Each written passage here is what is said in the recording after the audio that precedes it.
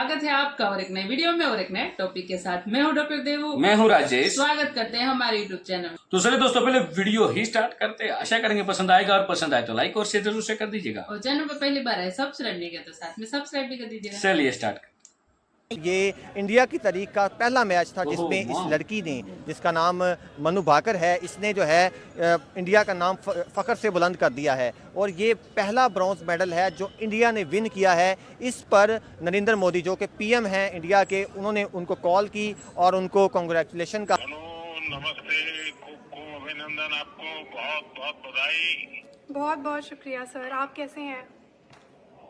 मैं बहुत बढ़िया से। आप तो ये तुम्हारी सफलता का खबर सुनने के बाद और उत्साह और आनंद में हूँ। जी हम दुनिया में सबसे वर्स्ट रिकॉर्ड होल्डर हैं। 92 में हमने आखिरी मर्तबा ओलंपिक्स में मेडल जीता। 25 करोड़ की आबादी में, 24 करोड़ की आबादी में 7 एथलीट का जाना, 11 हमारे ऑफिशियल गए हैं। बेहतर करना है तो इंडिया हमारे सामने एक एग्जांपल है।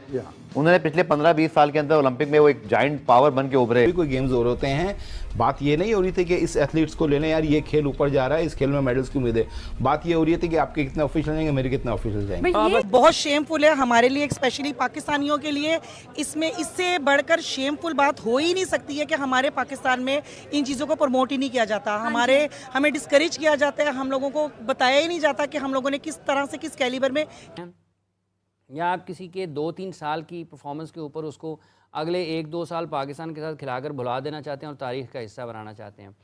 सिलेक्शन में पाकिस्तान का मसला, जो बड़ा मसला है वो ये है कि हर बाहर बैठा हुआ अच्छा लगता है और हर अंदर बैठा हुआ जो इसको बाहर निकाल दें ताकि आपकी जो है वो चेहरे बदलते रहें। कितने लोग जाने हैं और कहाँ ठहरेंगे और क्या खर्चा आएगा, बस ये। ऑफिशियल्स पे जाने पे तो बैन होना चाहिए कि तुम लोग जा ही क्यों रहे हो? उनके खाते में जो चीज आनी चाहिए वो भी तुम खा रहे हो। देखना है ना कि तरक्की करने का मायार, तो उसकी स्पोर्टिंग अचीवमेंट्स भी सामने आनी शुरू हो जाती है। जो भारत में जो अब ये लोग मेडल्स जीत रहे हैं, वहाँ की खवातीन और वहाँ के ये नौजवान, ये 2010 ऑनवर्ड्स बाकायदा उन्होंने आइडेंटिफाई किया, इनको ट्रेन किया, इन पे इन्वेस्ट किया, अब जाके उसके रिजल्ट्स नजर आ रहे हैं। तो वो ये है कि इंडिया ने पहले बैटिंग करके 214 रन बनाए थे, दिया था टारगेट पहले T20 में। तो आज क्या हुआ? आज टॉस इंडिया ने जीता और टॉस जीत के इंडिया ने इनवाइट किया कि आज आप खेलो। पिच की स्थिति भी थी, लेकिन सूर्या ने वाजे कहा कि हम कोई डर्कवर्थ लुइस के लिए नहीं खेल रहे। इस तरह टीमें बनती नहीं हैं। तो सिलेक्शन कमेटी के लिए एक मतलब क्या मुश्किल उनके लिए भी होना है, वो बेहतर फैसले करें ताकि पाकिस्तान के क्रिकेट को, ये टेस्ट टीम है, गैर ज़रूरी तौर पर छेड़खानी ना करें और गैर ज़रूरी तौर पर किसी को निशाना भी ना बनाएं। तरफ जाते नहीं, लेडीज खासकर औरतें जाती ही नहीं है, लेडीज ही नहीं जाती, बच्चियां नहीं जाती, लोग अपने घरों से बच्चियों को निकालते नहीं है क्योंकि हमारे यहाँ का सरकमस्टांसेस ही कुछ इस तरह से है। हमारा निज़ाम ही यहाँ पे इतना गंदा है कि औरतें बच्चियां किस उसमें पराये में निकलें। आप इंडिया में हर जगह से उठा के देख लें, हर चीज़ को उठा के देख लें, वो हमसे हर चीज़ में मेरे ख्याल से 2-2, 4-4, 5-5 हाथ। हम आज शुरू करेंगे, ये नहीं कि परसों ही मेडल जीत के लिए। जो हमारा नेबर है उसमें एथलीट्स को इतनी इज्जत दी जाती है, उनका इतना ख्याल रखा जाता है कि कोई भी एथलीट होता है उसकी बाकायदा तौर पर जो एसोसिएशन फेडरेशन है वो उसका ख्याल रखती है, हुकूमत उनको पैसे देती है। अनफॉर्चुनेटली यहाँ पर आवे का आवा बिगड़ा हुआ है। यहाँ पर कोई हमारा कोई बिल्कुल भी स्ट्रक्चर नहीं। उनको ग्रूम किया जाता है और उनको नेशनल इंटरनेशनल लेवल पर मुकाबलों के लिए तैयार किया जाता है। मैं तो बोला यार ये मतलब शदीद ही कोई तो मुट्ठल शॉट नहीं होता है, बिल्कुल ही ना हाथ आ रहा, ना पाँव आ रहा, ना टांग आ रही है, पूरा बिल्कुल ही यार ऐसा लग रहा है।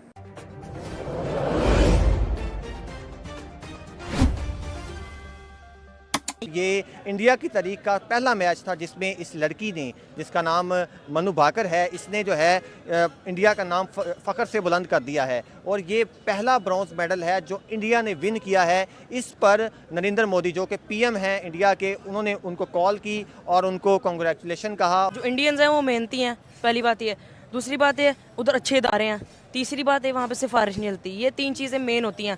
फिर उसके बाद उसके अपने ऊपर डिपेंड करता है, टैलेंट के ऊपर डिपेंड करता है, हार्ड वर्क के ऊपर डिपेंड करता है। एग्जैक्टली। अगर हम पाकिस्तान की बात करें तो 24 करोड़ आवाम में से सिर्फ 7 एथलीट जो हैं वो गए हैं पेरिस ओलंपिक्स 2024 में पार्टिसिपेट करने के लिए। लोग इस तरफ जाते नहीं, लेडीज खासकर औरतें जाती ही नहीं है, लेडीज ही नहीं जाती, बच्चियां नहीं जाती, लोग अपने घरों से बच्चियों को निकालते नहीं है क्योंकि हमारे यहाँ का सरकमस्टांसेस। सिलेक्शन वैसे भी स्पोर्ट्स में नहीं है इमरान। बिल्कुल, मैंने जिस तरह अभी पहले जिक्र किया कि हम इंडिविजुअल टैलेंट पे तो कहीं ना जैसे अरशद अजीम आ गए, बिल्कुल कहीं से आ सकते हैं, क्वालिफाई कर सकते हैं, मेडल तक भी पहुंच सकते हैं। जीतना तो मुश्किल है, लेकिन जब तक स्पोर्ट्स बोर्ड या ओलंपिक एसोसिएशन जो भी है पाकिस्तान की, ये खिलाड़ियों के पीछे नहीं खड़ी होगी, ये उनको सपोर्ट नहीं करेगी, ये उनको ट्रेनिंग के लिए बाहर नहीं भेजेगी, इंटरनेशनल प्लेयर्स की तरह इनको जो है वो ट्रेनिंग की फैसिलिटीज़ नहीं मिलेंगी, तब तक आप ये उम्मीद नहीं लगा सकते कि आप जो है वो ओलंपिक में कोई मेडल जीत सकते हैं। जब तक जितने भी मेडल जीते हैं, जो भी अभी हमने हिस्ट्री में रिपोर्ट देखी है, वो आपने इंडिविजुअल टैलेंट पे जीते हैं। उनके पीछे कोई बहुत अच्छी तैयारी नहीं थी, उनके पीछे कोई बहुत अच्छी गवर्नमेंट की सपोर्ट नहीं थी, उनके पीछे कोई स्पॉन्सर्स नहीं थे। कोई भी इंडिविजुअल टैलेंट होगा उस पर तो आप जो है वो ये उम्मीद लगा सकते हैं कि आप मेडल जीत सकते हैं, लेकिन जब तक आपकी गवर्नमेंट इसके पीछे नहीं होगी, बड़े बजट नहीं होंगे, खिलाड़ियों को फैसिलिटीज़ नहीं मिलेंगी, उनको इंटरनेशनल मयार की सहूलियात नहीं मिलेंगी जो कि इंटरनेशनल प्लेयर्स को मिलती हैं, तब तक आप टॉप 10 में तो क्या, आप टॉप 50 में भी नहीं आ सकते। और अभी हमारा हाल यही है, क्योंकि जो अफ्रीकी ममालिक हैं ये भी कहीं ना कहीं से आगे 2, 3, 4 गोल्ड मेडल जीत जाते हैं, क्योंकि इनको पता है कि ये हमारे जो एथलीट्स हैं इनको हम सपोर्ट करेंगे तो ये जीत सकते हैं। लेकिन इतना स्टैंडर्ड हाई है शूटिंग का कि हमारे एक शूटर आज 22वें नंबर पर आए और कशमाला 32nd नंबर पर आई। अभी उनका एक इवेंट और बाकी है, लेकिन उनसे कोई तवक्को नहीं की जा सकती मेडल की। एक पार्टिसिपेशन है उनकी, लेकिन जो स्टैंडर्ड है उससे बहुत पीछे है। एक एथलीट है हमारी फायका जो 100 मीटर्स में हिस्सा लेंगी, वो भी यकीनन बहुत ही पीछे होंगी। जो हीट होती है, पहली heat one of the qualification rounds, उसमें ही वो 8 एथलीट्स में शायद वो 6 या 7वें या 8वें नंबर पर आएंगी। बहुत ही स्टैंडर्ड हमारा लो है।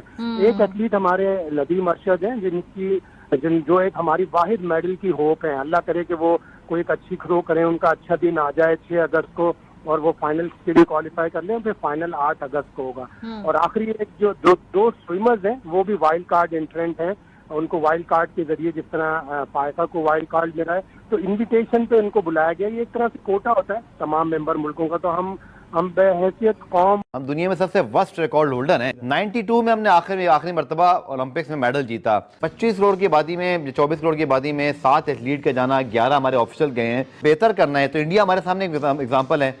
उन्होंने पिछले 15-20 साल के अंदर ओलंपिक में वो एक जाइंट पावर बन के उभरे। कोई गेम्स और होते हैं, बात ये नहीं हो रही थी कि इस एथलीट्स को लेने यार ये खेल ऊपर जा रहा है, इस खेल में मेडल्स की उम्मीद है।